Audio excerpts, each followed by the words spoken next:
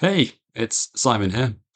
Dev and I will be back very shortly, but in the meantime, we wanted to take a walk back down memory lane and revisit a time when Canadian tennis was booming.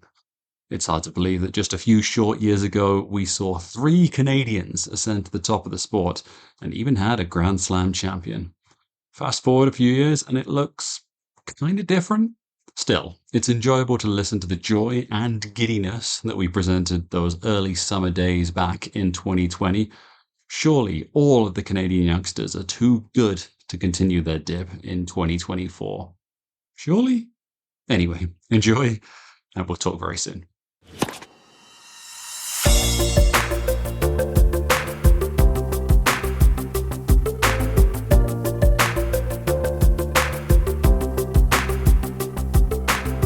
Hello and welcome to the Open Air Podcast. My name is Bianca Andreescu and I'm joined as always by Mr. Simon Bushell. Bush, sir, the racket came. I went out on the court and used it.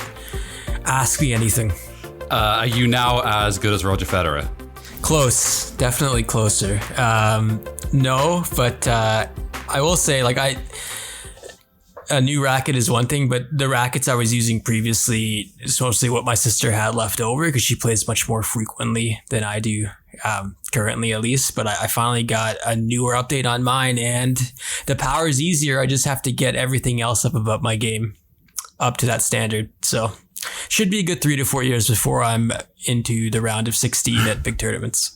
It's coming. It's fairly inevitable at this point, right? We know it's going to happen. It's just a matter of if not when. Typical normal elite athlete track is when they're 32 years old, then they start competing professionally, right? That sounds normal. That's how I understand it. Yeah, I've heard many stories of that happening. So we await with bated breath for it to happen this time. Rather than lament time passing us by and death coming for us all, I thought this week we should look at better times in the more recent past. And Bush, this was your idea and it was a great one because it's a look back at the first, you could say, signature win for Bianca Andreescu, Felix Auger Aliassime, and Denis Shapovalov, the triumvirate who make up the big three of Canadian tennis. And Bush, there are different matches that happen in different years, of course, and this doesn't all line up. But it's interesting to look at all the matches that we highlight today that we're going to go through. All three players were 18 when it happened. I think this will be really fun to look back at it, right? We've touched on a bunch of matches over the last few weeks, which are fairly ancient history in the tennis world at this point, but these are just from 2019 and 2018, and seeing Bianca Andreescu, Denis Shapovalov, and Felix Auger Aliassime in action, it reminds you of when we actually did watch tennis, and I believe we watched all of these near live, or at least I've certainly seen all of these matches very close to when they occurred. So it does feel a bit strange actually to revisit very recent history, but going back and watching these three, you are reminded of what is in store when they actually get back out on the tennis court. We'll start with Bianca and the most recent one, and we'll head to Indian Wells, her breakout tournament, and the final there where she beat Angie Kerber in 3 sets. That tournament in general, Bush, you talk about a coming out party, so many firsts accomplished by Bianca. Definitely, yeah. And I think, we were fairly early on the scene with this last year, when we did 2 years ago, when we did a profile on her very early in the year after her exploits in New Zealand and down in Auckland and her very star-studded victory road all the way to the final of that tournament. I think we didn't quite expect it to happen so quickly and to happen in such a way at a premier tournament as well. It was extraordinary to watch, just given the names that she beat, just given how she did it as well. And this final is kind of a microcosm of her very short career in general. Just there's punishing highs and sort of bizarre off the boil lows for a few points, and then it comes back very quickly. This Indian Wells tournament on the women's side was described as one of the deepest women's tournaments ever and perhaps the strongest field ever in terms of who is involved, and literally everyone was here. And the fact that Bianca was a wild card, the fact that she was 18 years old, and like you mentioned, Bush, the people she beat along the way to get into the quarterfinals where it got even more impressive. She bageled Gavrine Muguruza on the way to a straight set demolition in the quarterfinals. And then she slugged it out with Alina Svitolina in the semifinal, which was probably the biggest test of her career in terms of fitness at that point, right, Bush? Like, it's early days in Bianca's career still, but back then in 2019, you wanted to see how far she could push herself, and it seemed like she pushed herself to the limit or where the limit was against Svitolina. And that was impressive alone. But then you see her come back again, and it's almost like she's going against two of the fitter, more you have to beat them type players on the tour. And what a way to prove yourself. Because I think the question was, okay, she's strung together a couple of good matches, and she's obviously started the year extremely well. But what can you do against, pardon the cliche, but grizzled vets on the tour who won't beat themselves easily? And the answer was pretty clear. And I do wonder whether or not the exploits that she had in 2019, just given the matches that she played, and you would say in some ways she held together fairly well at the latter stages of tournaments, but sure she didn't in some ways, right? Like we are seeing the results of perhaps too much tennis, and it's easy for us to sit here and say this, of course, but when you're that young and you haven't played a lot on the tour, it can happen. Your body can break down, and she is puffing a little bit on during this final. You can see it's a warm day, and we have the famous scene, of course, with her and her coach later on we'll come to, but it is interesting watching her. I think she actually holds together pretty remarkably, and that is not the same thing that we can say for the rest of her very short career at this point. She spent more time off the court than she has on it at the moment. It's true, and I mean, if you were going to make big time judgments in 2019 when Indian Wells happened, you wouldn't maybe guess that this was going to happen or this was going to plague Bianca later on. But I think those kind of proclamations might have been a bit too far-fetched, and just in the moment that we found ourselves in when this final took place, Kerber was fantastic. This is Angie Kerber, I think, at her best in terms of sheer movement on the court, ground she can cover, consistency. This is why this lady has won Grand Slams. This is why she's beaten Serena Williams on the biggest of stages, and Bianca was right with her in the first set. The first set, I thought Bianca had maybe visions of closing this out in two because it was tight, but I think overall this is the same player that really shocked everyone on her way to the final. This 18-year-old was by far and away the better player through one set. Definitely, and I think that's testament to how she started in this match as well. And I think it really took a lot of players by surprise, not least I think it took both Svitolina and Kerber by surprise, just the amount of power and the variety in Andreescu's game. She really does hit the ball very hard, and it's one of those underrated things. We always talk about, the brain, the forehand, the backhand and everything. Just she moves very well considering the amount of power that she does have from the baseline. And through the first, you would say half the first set, Kerber didn't really get near her in some way. She's blasting the ball past her. And I think it took Kerber a little bit of time to get into this match and sort of work out the situations within points that she can actually hurt Andreescu. Of course, the forehand on the line was going to be part of this match. It's a part of every single Angie Kerber match. And I think it hurts Andreescu quite a bit in the second set. That hurts her. I think Bianca's fitness hurts her a bit. It's a bit up and down, and Kerber is getting stronger as the match goes on. The interactions with Rainier Schutler, Kerber's coach at the time, I found extremely interesting. I'm not totally shocked that relationship didn't last super long in the grand scheme of things. I believe they're no longer together. Is that correct? I believe that is correct. And there is a little bit of, there's no love lost between these two, as you would see in Miami and the infamous drama queen stuff at the end of the match. But there is a few occasions in this match as well where I think Kerber is a little bit annoyed by the antics of Andreescu on court.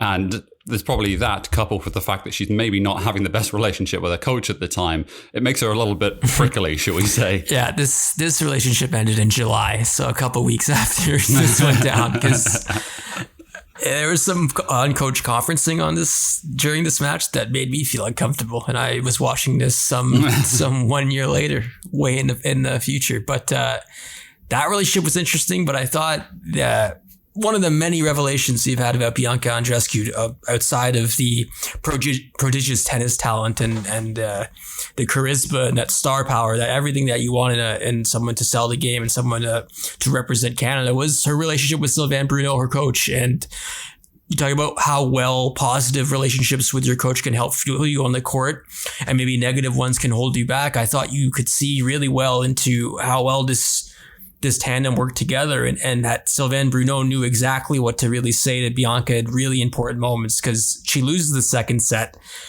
Kerber is only getting stronger. Kerber has definitely been in this situation before, and she's beaten some impressive players herself to get to this moment. And Bianca's really feeling it physically now, Bush. As you alluded to, we get to that conference between Bruno and Andreescu in the third set where it seems to turn things around. Definitely. I think there is an element to this as well, that she is young and there is a little bit of petulance, pardon the cliche, in use for a young player of any capacity in any sport. But she does kind of lose a little bit of it mentally in that second set. I also think there's an element to this, that she's such a strong-headed sort of player that she has such burning desire to win. And I think she has very high expectations. And just given the run that she was on as well, and the amount of players that she's beaten, she had to be thinking going into this match that she could beat anyone in the world, put anyone in front of her. And when your level dips very slightly, it is tough to get it back, which I think makes the third set even more remarkable, really, to have such a strong voice in the ear, to know exactly how to push her and get the best out of her in that final set is a remarkable piece of coaching. And oftentimes we undersell the value of the coach, right? A lot of these players, they know technically how to hit a tennis ball. They know how to do a lot of things. It's the mental side of it. It's trying to push them in a certain direction, just trying to get that extra few percentage points out of them, trying to get them to reset and focus. And I think he does a remarkable job here. And I think oftentimes when you ask what a tennis coach does, you can just show them this clip and show them what he says. And it's very close to what you actually want from a professional tennis coach. It's a very interesting point, because I've always wondered what exactly a coach can do for a player that's top 5 in the world and like you said, can hit every shot and can do things on automatic without thinking, and got a great view into what it could mean to have someone like that, some impactful coach that does have your trust and someone that you can lean on. Because at this point in the third set, Bianca's feet, she says, my feet are burning during this changeover. She's gassed. She's been on court forever in Indian Wells, and it is hot as hell. It's in the desert. The conditions are not helping her. Kerber's super fit. Bianca's saying this is Sylvain. She's getting to everything. Kerber's getting to everything.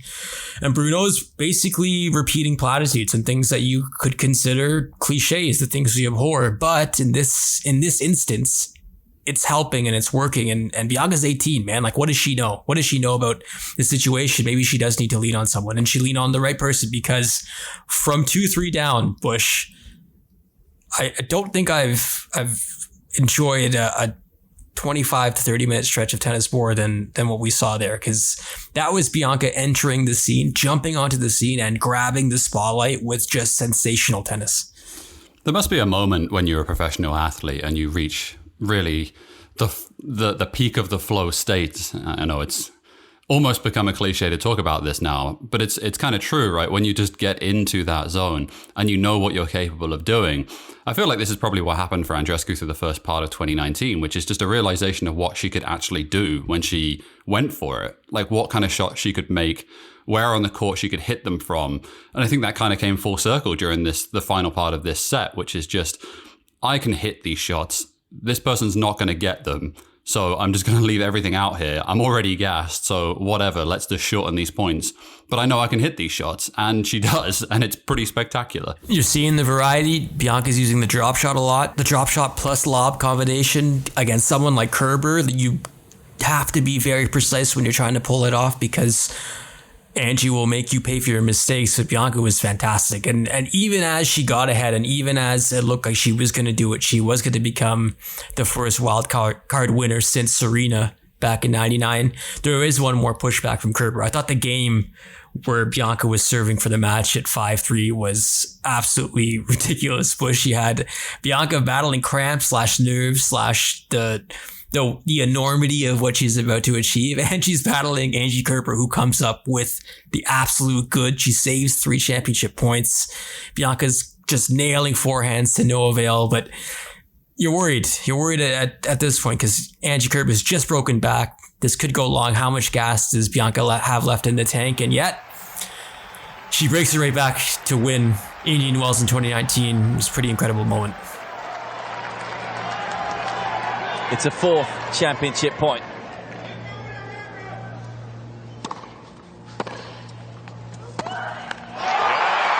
Astounding Andreescu. One of the most astonishing performances at a tournament from an 18-year-old you will ever see. And Bianca Andreescu is the BNP Paribas champion. The 4th ever youngest winner, the 1st ever wildcard winner. And what a way to do it. In arguably the best ever Indian Wells tournament we have ever seen. There's the correction. First wildcard winner, 2nd 18-year-old to win the event after Serena. Thank you, Mr. Commentator, sir. Bush changed the game. It changed the game in Canada, I'll tell you that. Bianca winning Indian Wells was definitely the moment where I think alarm bells in the positive sense went off around the country. Like, all right, this person she could possibly do some massive things. Well, we had high expectations through the first half of the year, didn't we? I think we were even surprised by what happened here. Just we saw in the game when she was down under in Auckland, and just all the things that she was able to put together during that run, and subsequently as well, like the tournaments afterwards, she still managed to put very strong wins together. And it was the style, and it's the way that she played, and everything that we thought she was going to be, she put together during this week. And it was pretty astonishing, really. I still admit, I never thought, this is being said from a person who predicted that she would win the US Open, but I still didn't quite believe that it was going to be her time. I thought she still needed another year on tour before she was going to be a Grand Slam winner. But you don't win a tournament of this stature, beating the players that she did, and not compete at Grand Slam levels. It's just impossible. Pretty much. And what she used to beat Kerber, that variety, as she was hitting those moon balls very late against Angie, and then mixing it up with absolute blistering forehands, and very similar to what we saw in New York at the US Open, where of course she beat Serena to make Canadian tennis history and win the Grand Slam.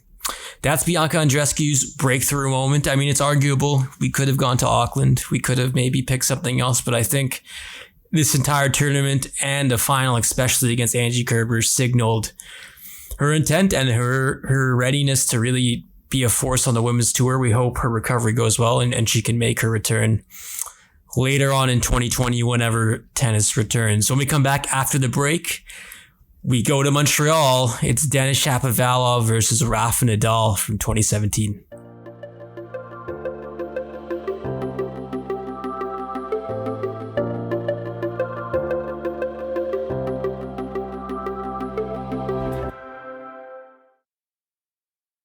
Welcome back to the Open Air Podcast, our second installment on this arrival look back, the breakthrough moments for the big three of Canadian tennis right now. Denis Shapovalov in 2017 was an 18-year-old kid, Bush. I mean, high hopes. People knew he had a very flashy, good game, a good junior player. But in 2017, it's far too early to start expecting big wins against the top players, right? Yeah, you would say so, right? That's the expectation, certainly going into this match, just given where he's at, certainly given his ranking, certainly given the player that he's playing against. But there is a little bit of expectation behind him here, just given some of the wins that he has had, and just given how big his game is, there is an expectation that he can really play against the best players. He's an unproven quantity, certainly at this point. I'm going to say, though, it's luck and the way it works out with Toronto and Montreal alternating who hosts the ATP and WTA events. I feel like Toronto has had the better WTA events, but Montreal has lucked out with the men's side in terms of impact matches. But that is solely anecdotal, and I do not have statistical data to back that up. But I feel like every great women's match has happened in Toronto, and every good men's match at the Rogers Cup has happened in Montreal. But this is definitely a tick in the Montreal column, because I think obviously Rafa Nadal's playing, and the traveling carnival that arrives when the big three play anywhere it's a marvel. And I think it's an underrated aspect of how much of an influence these guys have on the game, because if Novak decides to show up in Gstaad, that tournament is overrun randomly because he just decided to be there. But Rafa's a big draw. But then you have Shapo, of course, the Canadian kid in Montreal. And then, yes, the third factor, the Montreal crowd made it truly special. And you're right, Bush, he beat Delpo. Shapo beat Delpo in this same tournament. It wasn't completely impossible, but still, you're not liking his chances. And in the beginning of the match, you're just seeing Rafa kind of wrestle with him. But even though it's tight, you're pretty certain that Rafa will probably be comfortable, and he was in the first set. Well, it's one of those things that it's Rafa is a terrible matchup for Shapo in so many ways, right? The ultimate every point counts sort of grinder and string it out, and just amazing defensive ability. Shapo much more streaky and very likely to throw in as much junk as he is like superhuman tennis. The first set kind of goes exactly as you'd expect it to, right? Shapo plays some pretty nutso tennis in some capacity, but Rafa just kind of grinds him out. And it is sort of it's them in a nutshell, both of them really. But we've talked at length about Rafa and Nadal, but I think just in this first set, just talking about Shapo, there is some nutso shots that he plays. And it's really a reminder for someone who is that young to some of the swings that he does at the ball. It's really fun to watch. If there is such a thing as the eye test, and I think there definitely is, and when you can kind of tell that someone has it, quote unquote, you saw it in this first set in terms of the shot making that we were witnessing. And the thing is, he had to. The only way he was basically winning some of these points was by creating what seemed to be impossible, because Rafa's level was good. And I think Shapo played well, don't get me wrong, and I'm not taking anything away from him, but I think you saw Nadal kind of fall off from the heights of the first set, where he was making more mistakes and un-Rafa-like mistakes, and that opening needed to be seized on. And you don't necessarily think an 18-year-old kid who is playing one of his idols would be able to take that chance, but he did. And I think Shapo here is showing that he could settle down and not possibly go for everything. It's interesting because it's a common theme in his career that I think we keep going back to, and he's 21 now, but there are those things that you feel like he gets it in matches, in moments, and yet it kind of goes away afterwards.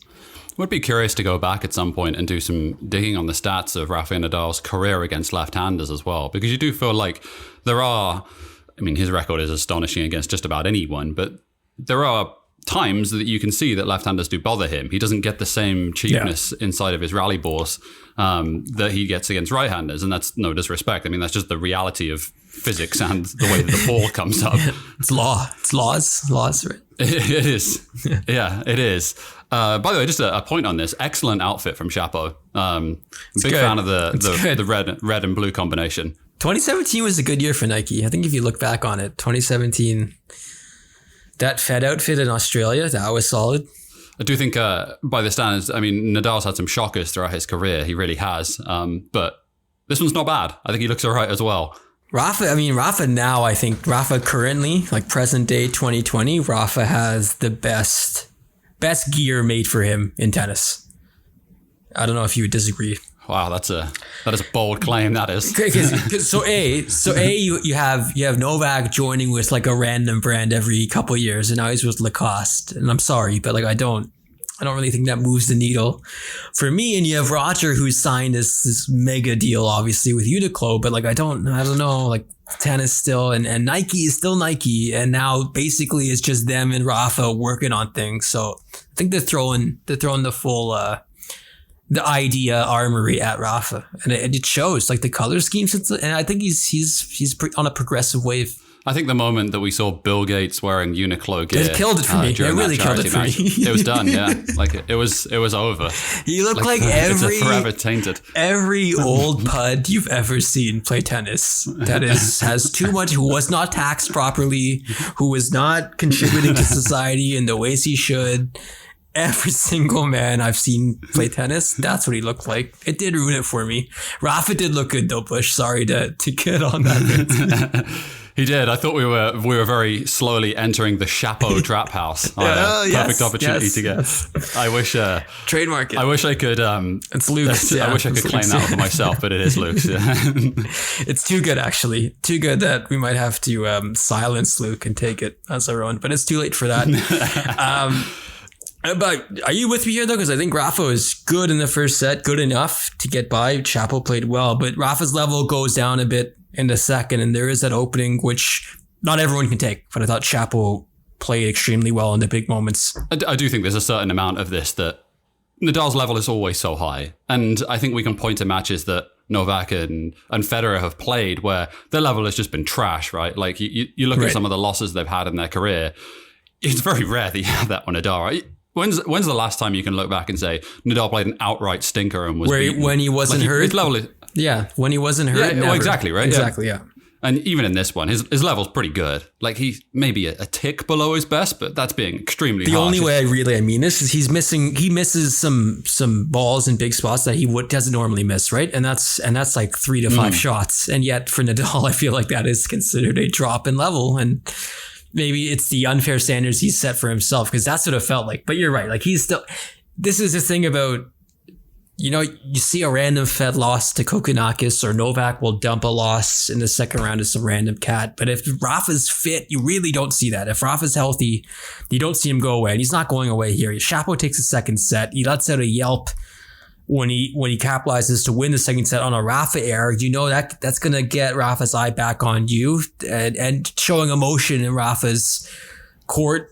It's a big move. It's a bold move, right? Because you're challenging the man, and you're challenging the man when it comes to warriors in tennis. So that made it that much more special to me, I think, Bush, in the third set, where everything to play for, and you have Denis Shapovalov, 18 years old, successfully exchanging forehands with Rafael Nadal, in Canada, in Montreal, with the fearlessness that is more matched for someone 10 years older. I thought it was an incredible moment, just in general, for this sport, this country, and overall. With Wayne Gretzky watching courtside as well. It's perfect. The infamous shots of him politely golf clapping with his very questionable eyeglasses choice.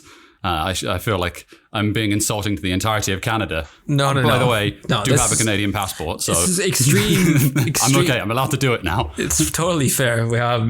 I was going to go even worse. I'm like, and this is, you thought the rant about the fashion was worse, but in Canada, we are obsessed. And don't get me wrong. I understand Wayne Gretzky he's a god in Canada. He's larger than life.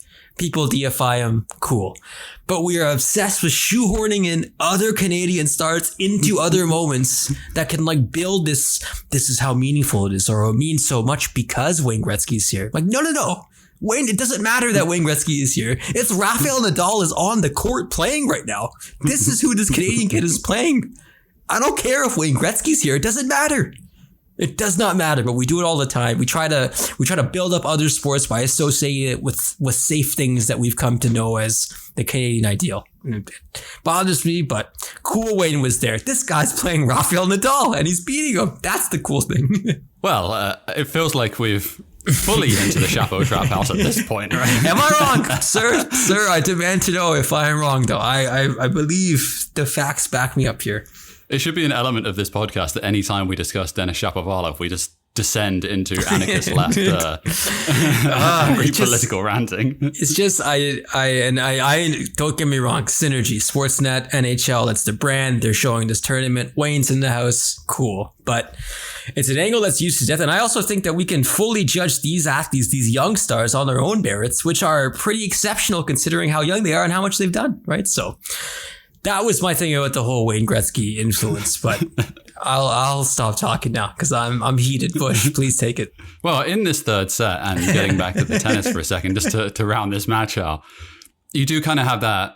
I think that the level is actually very high in this third set, and the shot making ability. I mean, we talk about this death, right? Just what Denis Shapovalov, it's impossible to talk about him and not talk about shot making. And I mentioned before that he is right in the top 3 in terms of shot pace on both forehand and backhand. The kid can hit it.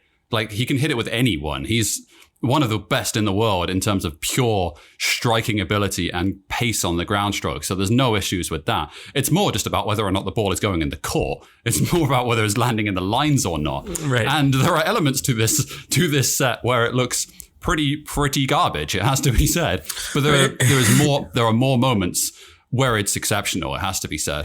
Shapo survived a 14-minute and 30-second game on his serve barely holding. He saved 9 of 11 break points. It was tight. Again, fortuitous misses in Shapo's case that Nadal made, but Shapo got himself out of trouble, sometimes of his own doing, pretty frequently to get to the tiebreak. And even there, he falls behind 3-0 to Rafa, where you're okay, like this is it. He somehow managed to fight it this long, but down in this hole, there's no way. Rafa's a great front runner, and no, 7 of the 8 final points in the tiebreak won by Denis Shapovalov to stun Rafael Nadal and the crowd, to be fair, in Montreal. And I think the tennis world, this kid, again, high hopes, but to beat Rafa now, 143 in the world.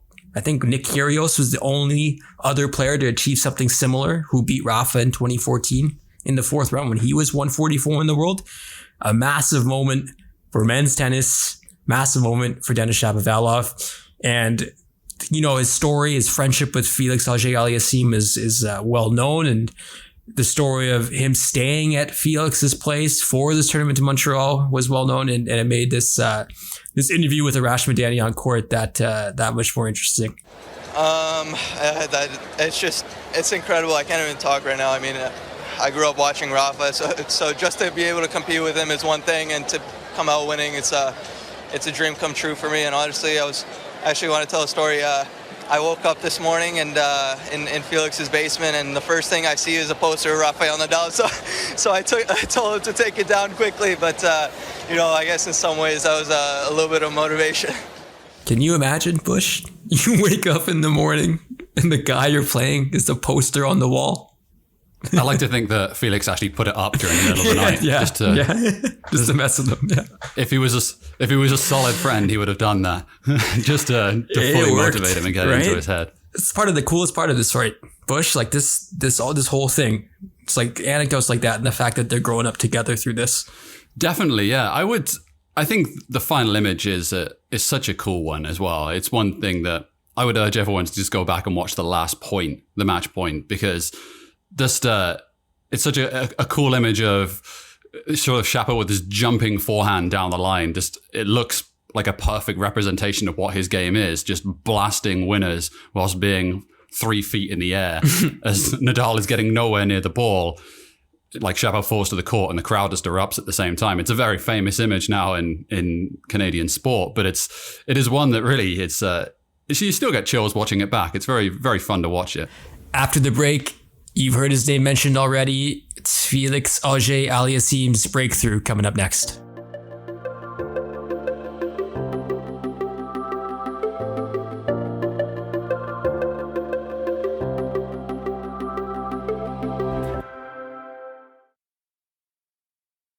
Welcome back to the Open Air Podcast. It's the final segment this week. We're talking arrivals. We're talking the Canadian Big Three.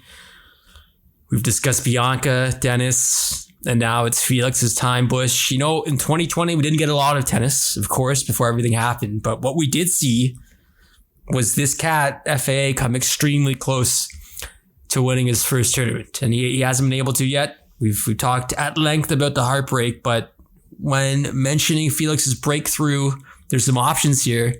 Bush, please lay out your case for what you picked, because I'm not totally sold on it, but it helps with our theme, so I'll go with it. Well, I think he's actually quite a difficult one to pick. I think if you look at his career so far, there are a lot of wins against players that I think he should be beating. He has, and I picked a win that he had against Stefanos Tsitsipas, which was his first win against a top 10 player. This is when Stefanos was ranked 6th in the world at Queen's Club. And yeah, I mean, this is a quarterfinal, and it's kind of just a random nothing tournament as I'm banned from Queen's Club for the rest of my life. Yeah, now your passport, your other one is gone, man. Bojo is getting that directly. I think it was gone a long time ago at this point, given some of the things that I've said publicly on podcasts at this point. I think I'm never being allowed back to the British border. Sorry, the European border.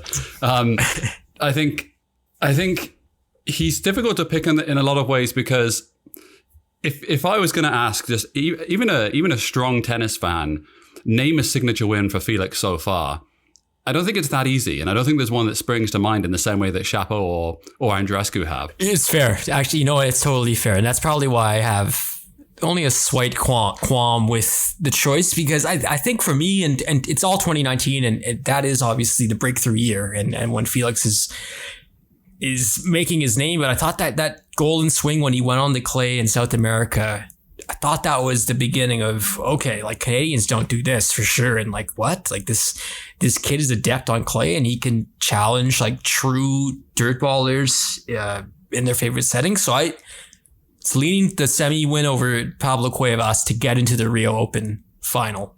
That was going to be where I'm leaning, but I'm sorry for forgetting the Pablo Cuevas semi-final.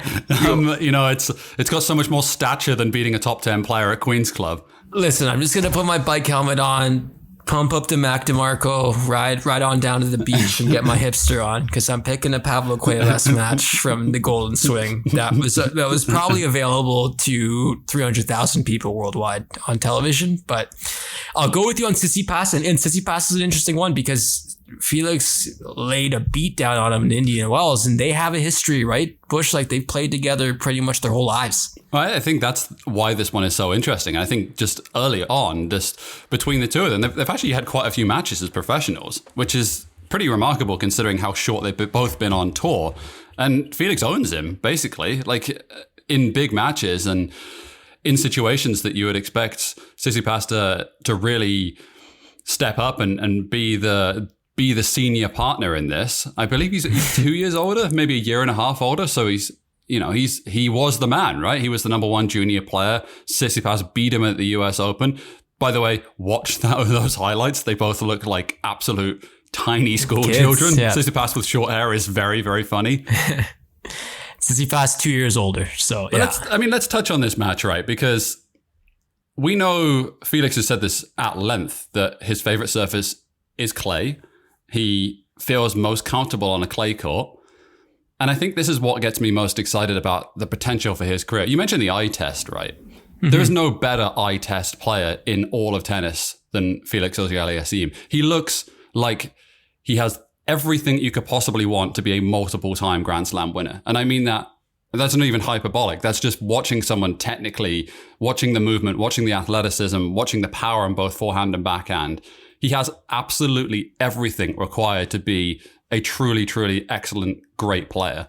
It's the technical proficiency that I think is hard to describe on a podcast, obviously. And we do recommend you watch this match at Queen's Club, but it's pretty remarkable, Bush, because I don't think Tsitsipas plays that poorly. And you talk about the tournament in a snapshot.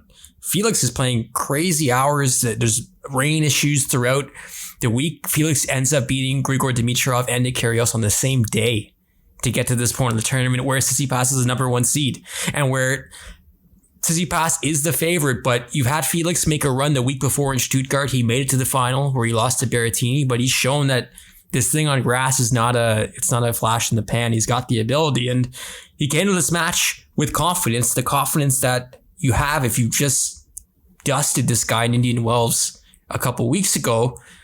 It was much the same, Push, and I think it's a good pick in the sense that you do get to see a well-manufactured tennis player. And I'm trying to make that point without making it sound derogatory, but in the sense that everything Felix does looks proper.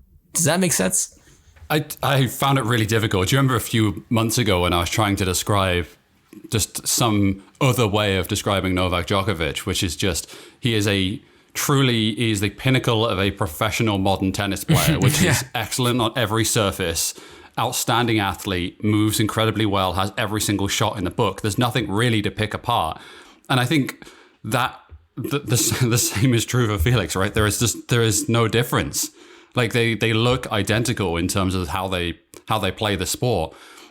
It's going to be really interesting to see whether he can take the next step over and do it at Grand Slam level. And because there is a thing that separates really the truly, really, really good from the great, and it is the mental aspect of it. It is being able to handle the pressure. It is not falling apart and when big points come. And that really is the final step for Felix. You watch the game from when he plays in that junior match against Tsitsipas to when he plays now.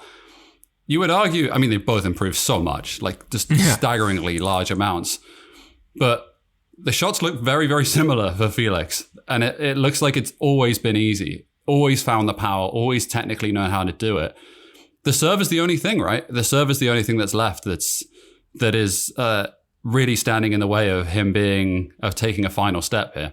On this day at the Queen's Club, Felix was massive under pressure. He converted 3 of the 5 breakpoint chances he had, but perhaps bigger, definitely bigger in the grand scheme of things, was that he saved 7 break chances that he faced against the top seed. 9 aces on this day, 77% on his first serve. It was a comprehensive performance in 1 hour and 38 minutes. This was a welcome glimpse of the future. Tsitsipas slips and is out of the championships, beaten comprehensively by Felix Auger Aliassime in just over an hour and a half. 7-5, 6-2. The top seed falls at the quarter-final stage for Felix Auger Aliassime. It's the second successive week where he is in a grass court semi-final. His debut here at this great championships, and he has more than made his mark. Where do we stand on Felix?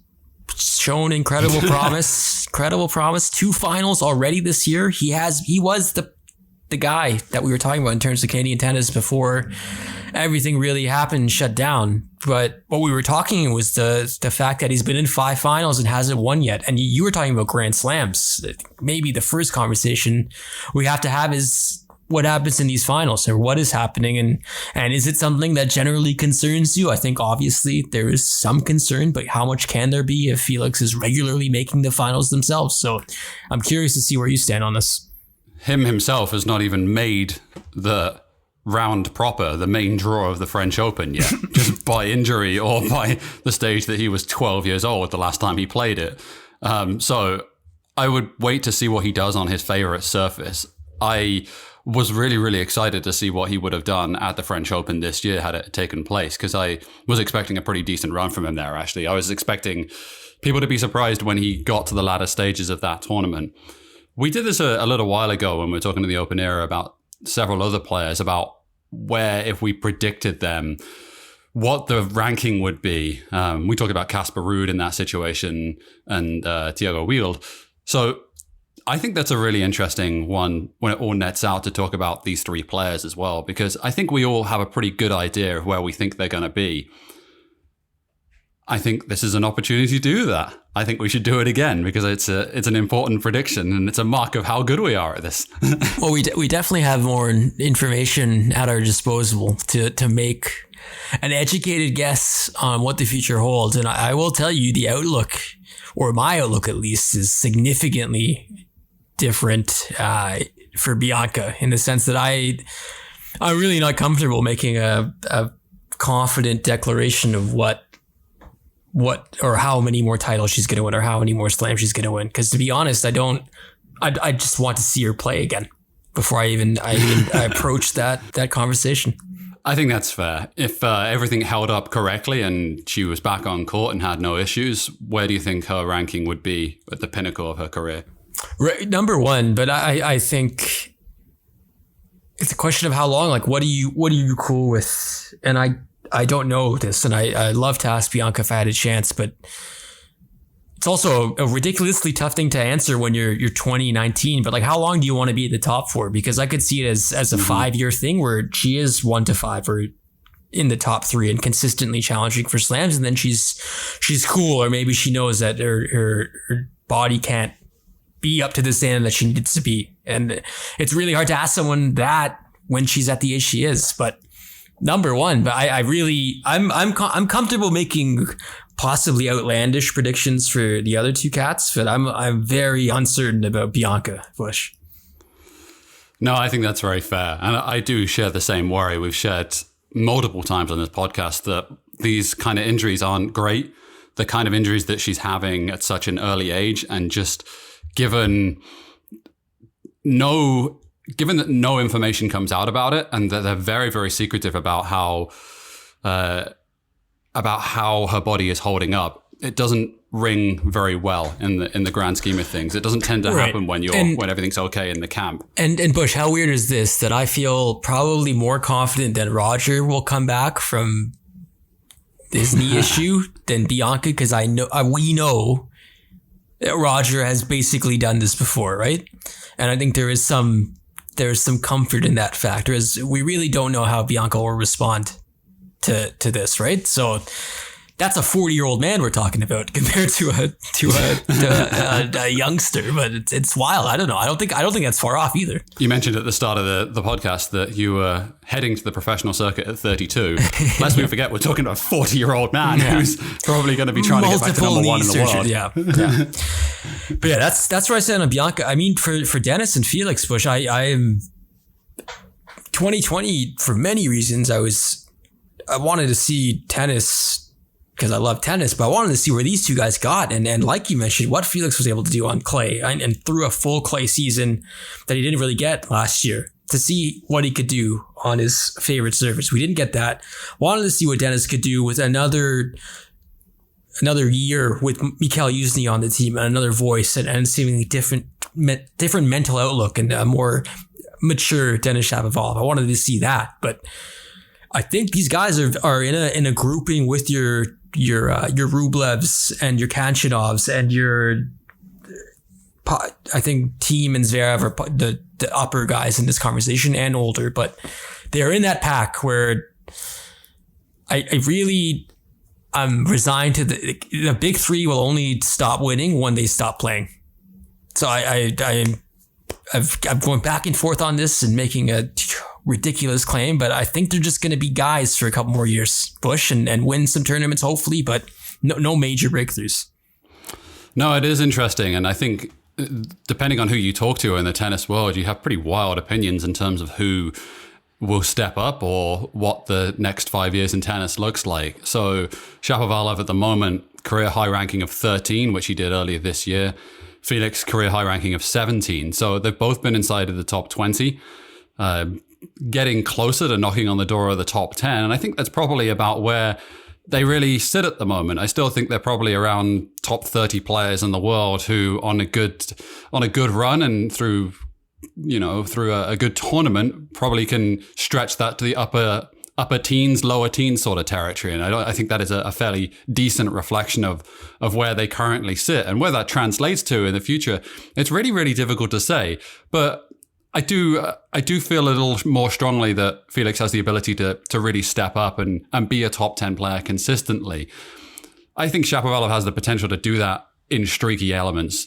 I don't think he's Thiem. I don't think he is in the same way that he's not anywhere near as consistent. And I know the comparison often gets made to him just due to the ground strokes and just to the power they possess. He's not the mover that Dominic Thiem is on a tennis court. And I think it's the one area that he struggles with more than anything else. And I really think it is very, very challenging to be a top 10 player without exceptional movement consistently. And I think that's the area that Felix just dominates him so strongly. If I was fully going to go out on a limb, I still think Felix Auger Aliassime can get to world number one. I do believe that's possible during the course of his career. I believe he's that talented. I think he separates from that pack that you mentioned a little more than some of the other players in there. But I mean, this is impossible to say for a kid who's still 19 years of age. No, definitely. And I feel also a little more comfortable on the women's side, prognosticating that I think Bianca's already there. She's already in the top 5 and comfortably in the conversation of who you expect to win big tournaments with Naomi and Serena and Svitolina and Muguruza, who's now back, and Sophia Kenin entering at the Australian Open with that big win. You get a sense of who's going to be around, and that's why I'm comfortable. If Bianca's okay physically, sure. The men's side, like I really, these guys have to stop playing for things to change, really, I think. And I'm not saying they should, but this is where we're at. And this conversation that we're having now, and by the time this comes out, a decision will have been made about the US Open and whether you can have more than one person with you or it limits the entourage size. But the big three make more money than everyone else. They have more resources than everyone else. Now, Novak had a chamber with him at the US Open to help him recover on site that he went into after every match. Like, the guy who's 45th in the world does not have that. And I wonder how much that goes into this as well, where I wonder if the gap is not only sizable because you have 3 generational talents, but I feel like the wealth inequality in tennis is something that has been exposed and then some during this pandemic. And it maybe also be a factor in why the big three remain uncatchable. Next week on Open Era, we will be bringing you a review of Das Kapital. It has... I went off the rails, man. I went off the rails. You got me on the Rafa shirt talk, and it just cascaded. I took shots at Wayne Gretzky. I took shots at capitalism. Who else you got? Dude, when you get into the Shapo trap house, it's impossible to get out. Again, challenge my points. Don't challenge the person. I think that disparity is something that has to be addressed. And it's not Marin Cilic asking for more prize money from the USTA, which I thought was hilarious. I thought, you know what, might as well. But it's about being like, what's going on with this competitive balance? I don't know. It is also about the young guys being better. It's also about being the young guys getting better. But it's a little wrinkle that I saw being discussed on tennis Twitter, and I think it makes sense. Shoot your shot, Marin Cilic. Absolutely. Go for it. Hey, respect it. Yeah. No problem. On a day that they announced 120 job losses, Marin Cilic asked that. I just thought it was, come on, read the room, man. That's... less than ideal. I think the point that you made, by the way, just kind of coming full circle on this, on the women's side of things, I think I'm in total agreement with you. It is Osaka, it is Andreescu. They are two of the best players. They are the two best players in the world. I feel very, very comfortable in saying that. And it's just, they are head and shoulders above the rest of that tour. I really strongly believe that. And I think there are some very, very good players on, but the talent alone, you would make the argument at the back end of the year as Andreescu won the US Open, she was the number one player in the world. She was better than everyone else. Yes. And on a hard court, it really, there was no player that could have come close to it, as illustrated by the fact that she pretty much eviscerated everyone in her path on a hard court throughout the course of the year. Still really excited to see what she does in a grass court. Still really excited to see what she does in a clay court. I think those things are still up for grabs as well, to see whether or not how she does on surfaces which are not sort of tailor-made to her game. I'm really curious to see how that happens as well. But women's side, I think, is much more cut and dry. The men's side is much more up for grabs, and will one of these players elevate themselves to the position where they will overtake the big three while they're still playing? Or are we going to have to wait for the big three to retire before we see one of these players? And I guess the other thing I'm touching on this just briefly is whether Alcaraz himself at 16 years of age, with all of the stuff that's been said about him since he was 12, whether he really is the next Rafael Nadal. And you watch him play. It's Highlander Bush, right? There can only be one. Like, the guy that has to take out Rafa has to be 16 in the same situation with the pirate pants and the tank top. Like, he has to be identical almost. It's true. And Carlos Alcaraz is, you watch him play, I mean, he looks like Felix does at that age. He looks exceptional. He really, really looks the part. Whether that translates into being a multi-time Grand Slam winner, it's almost impossible. And you'd be so stupid. But it is not often within the world of sports for someone to get the buzz that he has got. It doesn't happen that often, right? I think of in different sports, right? The buzz for people who actually are within the bubble, it's a different level.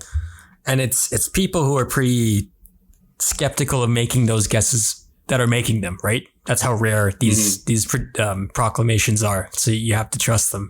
It's fair.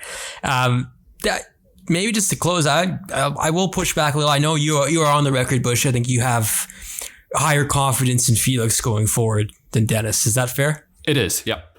And I will say, I think what Denis put together during what almost seemed like a lost year in 2019, where things were getting bad and it seemed like he didn't have any real solutions, to partner with Mikael Jusni to win in Stockholm, get his first title, to make the final at the Paris Masters and lose to Novak. Some strides were made and he came on hot. At the end of 2019, he was big in Davis Cup. Again, another real bad part of a series of bad things that have been 2020 is he had a lot of momentum going in his direction, and it was unfortunate to see that. It was unfortunate to see him lose to Fucsovics in the Aussie Open, which was just devastating. But yeah, I still have high hopes for Denis, and I think I like having a guy like Jusni there. So we'll see. For once in my life, Bush, I did not make a crazily stupid bold prediction, and I didn't give you what you asked for. I'm sorry. How many Grand Slams will Denis Shapovalov win? Two. How about that? Two. Wow, that's because I think once the big three stop, random. I was just gonna be pull a name out of a hat. They've got a slam. No, Yannick Sinner's gonna win everything. Damn it, we know You this. didn't even mention him, right? Sinner. Okay. Well, this is the other thing. I mean, will this crew get caught by the crew behind them? Like the kids behind them? We saw that Roundage generation maybe get caught, and we're seeing the team generation get caught. The Zverev generation. These guys. Will they get caught? Like, who's next? Because someone's got to make a damn imprint. Isn't Zverev like 22 years old? Checking this quickly. I think. But like, this is his generation. Like, he is the old guy, right? Born in 1997. Yeah, Too old. That's Done. Passed it at 23. I mean, won a world tour final. We can end on this because I think it's a question that we have repeatedly attacked time and time again on this show. But out of this group of youngsters, I think there is enough there, and I think it's just going to take a very weird series of events for a Grand Slam breakthrough, because I think we kind of do need it, though it's not as desperate as people make it sound. Agreed. I'm excited to see the next generation of kids on the men's side step up and see what it looks like, see what this break has actually done.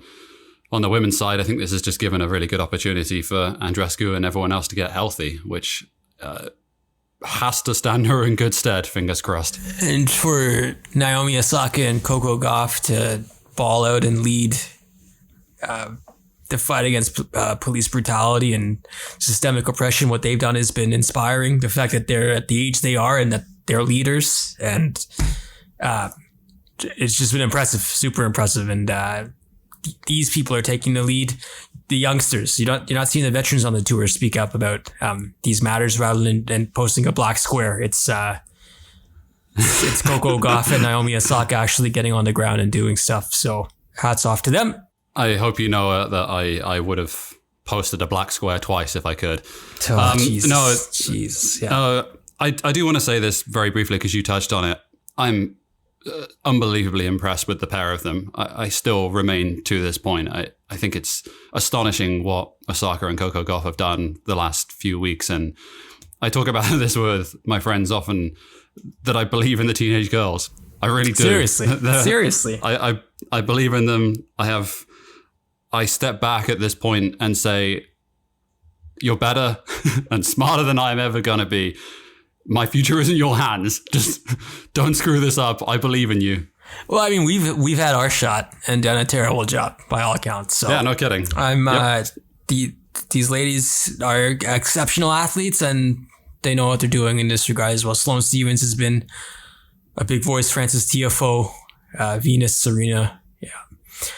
You want to talk about inequality? Tennis. We've talked about it on this podcast before, but I would. And now we're leaving. We should probably cap this before it gets into a huge ramble session, but that's it for this week. Anything else? Canadian 3? Anything we left out?